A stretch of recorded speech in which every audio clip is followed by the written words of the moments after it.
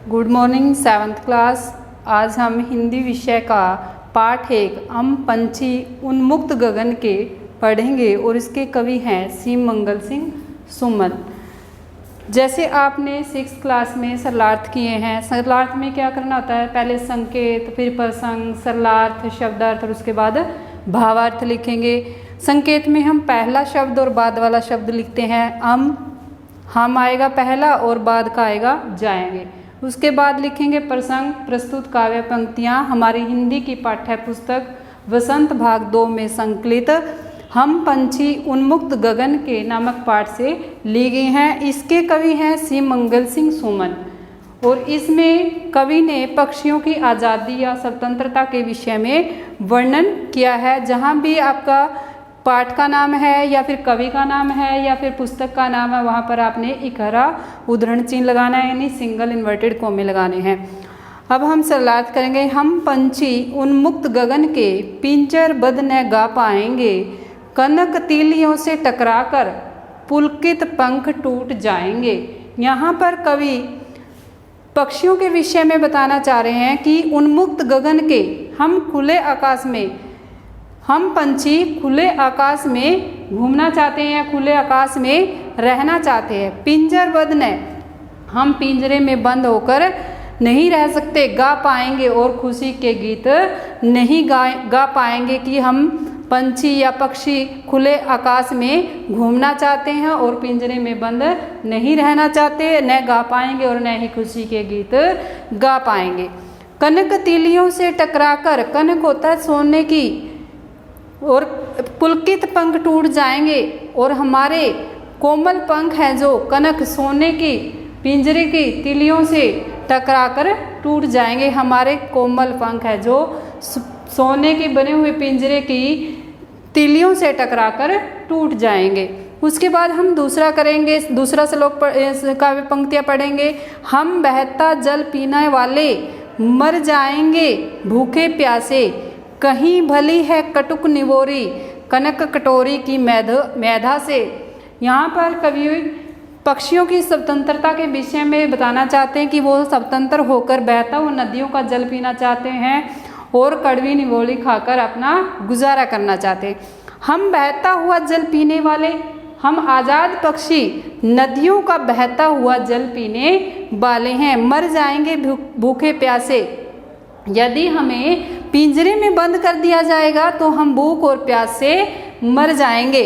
कहीं भली है कटुक निवोरी कनक कटोरी की मैदा सी, हमारी सोने की कटोरी में मैदा से उत्तम भोजन खाने से तो हम कटुक निवोरी नीम की कड़वी निवोली खाना अच्छा लगता है। यानी सोने की कटोरी में अच्छा भोजन खाने से तो अच्छा हमें नीम की कड़वी निवोली खाना अच्छा लगता है। अर्थात हम अच्छा भोजन नहीं खाना चाहते, पिंजरे में बंद होकर हम अच्छा भोजन नहीं खाना चाहते, लेकिन नीम की कड़वी निवोली खाकर हम अपना गुजारा कर लेंगे। अर्थात पक्षी यहाँ पर अपनी स्वतंत्रता चाहते हैं, यानी आज़ादी चाहते हैं। अब हम तीसरी काव्य पंक्तियाँ पढ़ेंगे। स्वर्ण श्रृंखला के बंधन में अपनी गति उड़ान सब भूले, बस सपनों में देख रहे हैं तरु की पुनगी पर के झूले। यहाँ पर पक्षी कह रहे हैं कि कवि के माध्यम से पक्षी कह रहे हैं स्वर्ण श्रृंखला, सोने की जंजीरों के बंधन में बंधने से या पिंजरे में जब हम बंद हो जाते हैं तो हम अपनी गति, अपनी वास्तविक उड़ान को भूल जाते हैं। स्वर्ण श्रृंखला, सोने की जंजीरों में या पिंजरबद्ध हो जाने से पक्षी हैं जो अपनी गति, अपनी वास्तविक चाल को या वास्तविक उड़ान को भूल जाते हैं। बस सपनों में देख रहे हैं तरु की पुनगी पर के झूले, बस वृक्षों की पुनगी होता वृक्ष का जो सबसे ऊपरी चोटी पर झूलने के केवल सपने देखते रह जाते हैं। स्वर्ण श्रृंखला के बंधन में अपनी गति उड़ान सब भूले। कवि कह रहे हैं कि हम सोने की जंजीरों के में बंधने से या पिंजरबद्ध होने से हम अपनी वास्तविक उड़ान को भूल जाते हैं और तरु की पुनगी और वृक्ष की सबसे ऊंची चोटी पर झूला झूलने के सपने में देख रहे, केवल सपने देखते रह जाते हैं। अब 4th काव्य पंक्तियां हैं। ऐसे थे अरमान की उड़ते नीले नभ की सीमा पाने, लाल किरण सी चोंच खोल चुगते तारक अनार के दाने, यहाँ पर पक्षी आसमान की अंतिम सीमा को छूना चाहते हैं।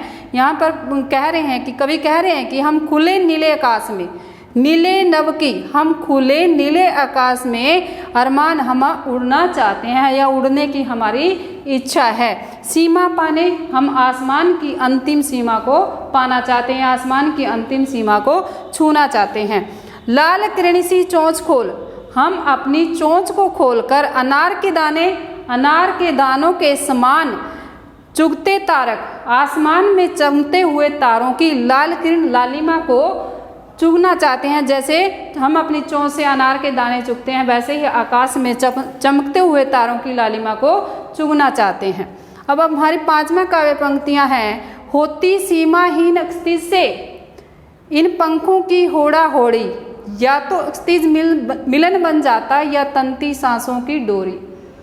यहाँ पर पक्षी आसमान में उड़ते हुए, जब पक्षी आसमान में उड़ते हैं तो उनमें होड़ा होड़ी यानी मुकाबला हो जाता है।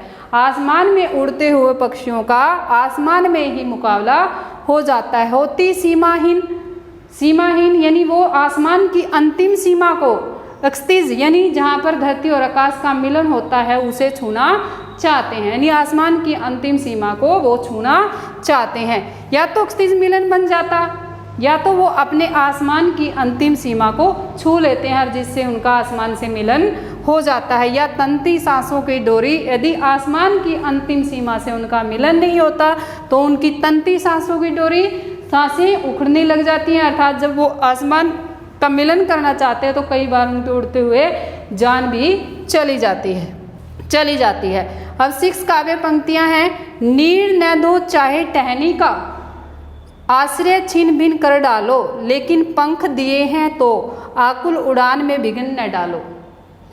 यहाँ पर कवि कह रहे हैं कि नीड़ न दो, कवि के माध्यम से पक्षी कह रहे हैं कि नीड़ न दो, हमें घोंसला बनाने के लिए चाहे टहनी भी न दो, चाहे टहनी का आश्रय छीन भिन कर दो, चाहे जो हमें टहनी का आश्रय आपने जो दिया है उसको भी हमसे छीन लो, यानी हमने जो टहनियों पर घोंसले बनाए हैं उस टहनी को भी हमसे छीन लो, लेकिन पंख दिए हैं, आकुल उड़ान में विघ्न न डालो। लेकिन जब जो हमें पंख दिए हैं, अब हमें स्वतंत्रता मिली है और हमारी उड़ान में बाधा न डालो जिससे हम आकुल यानी बेचैन न हो जाएं। लेकिन पंख दिए हैं या आकुल उड़ान में विघ्न न डालो, लेकिन हमें जो पंख दिए हैं हमारी उड़ान में बाधा न डालो जिससे हम बेचैन न हो जाएं।